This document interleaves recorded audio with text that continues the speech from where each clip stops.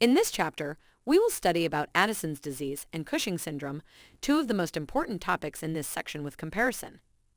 First, let's start with Addison's disease.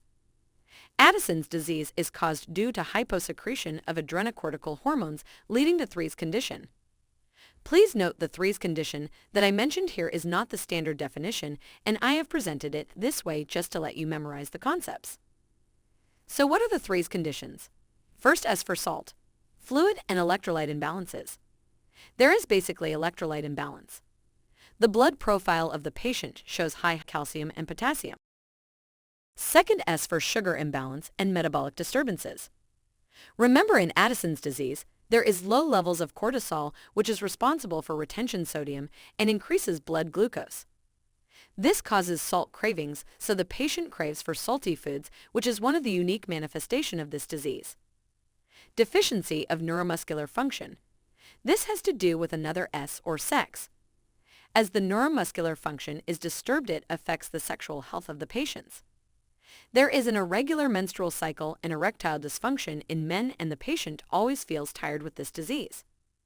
So please remember these basic symptoms for understanding Addison's disease.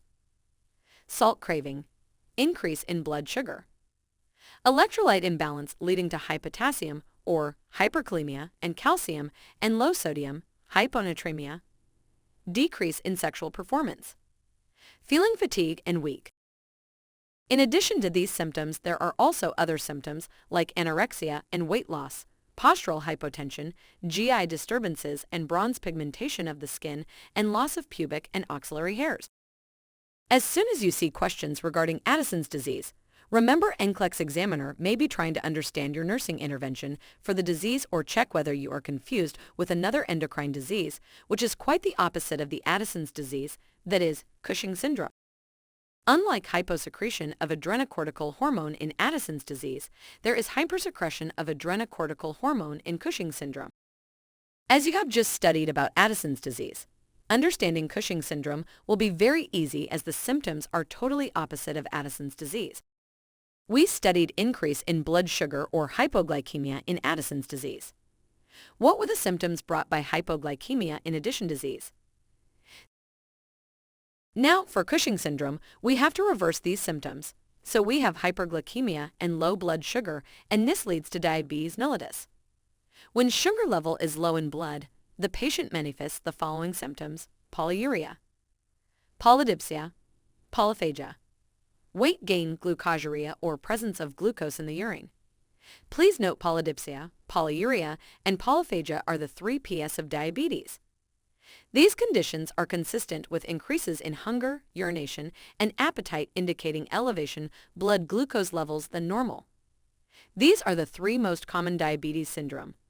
That being said, a patient from Cushing syndrome is most likely also suffering from diabetes mellitus. We also learned that one of the symptoms of Addison's disease is hyponatremia or low salt levels, and we studied that due to low salt level, there is salt craving in patients with Addison's disease. When there is low salt in blood, the patient has hypotension, signs of dehydration, and weight loss. As I mentioned, for Cushing syndrome, the condition is opposite, so patients with Cushing syndrome have hypernatremia or high salt concentration. This can cause edema and weight gain in patients. We also studied in Addison's disease that there is an electrolyte imbalance leading to high potassium level in blood. So high potassium level showed following manifestation in Addison's disease: irritability and diarrhea. In Cushing syndrome, the condition is opposite, so patients suffer from low potassium level in blood or hypokalemia. What are the manifestations of hypokalemia? Weakness and fatigue, constipation, and U-wave on ECG tracing. So please remember this point: for Cushing syndrome or any hypokalemic situation, there is a U-wave in ECG tracing. In addition, there are also following symptoms for Cushing syndrome: moon face appearance, buffalo hump, obese trunk, pendulous abdomen, thin extremities, acne, increased masculinity in females, and hirsutism. Hirsutism is a condition in women that results in excessive growth of dark or coarse hair in a male-like pattern in face, back, and chest area of women. All right.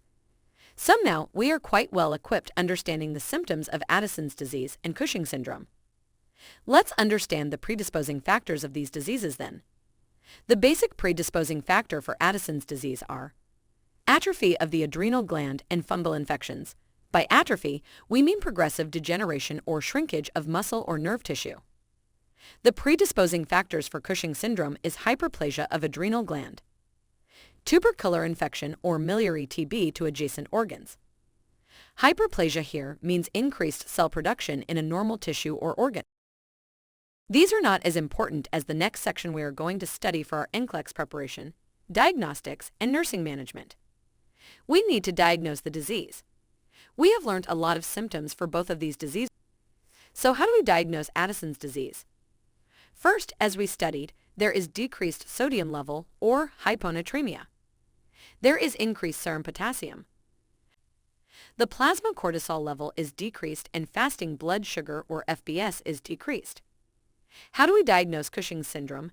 Simply we have to watch out for elevated fasting blood sugar, elevated sodium, decreased potassium, and elevated cortisol. Last but not the least, for Nclex preparation, let's watch out for the nursing intervention and management for these conditions.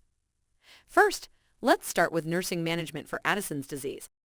Monitor strictly vital signs, intake and output to determine presence of Addisonian crisis, which results from acute exacerbation of Addison's disease.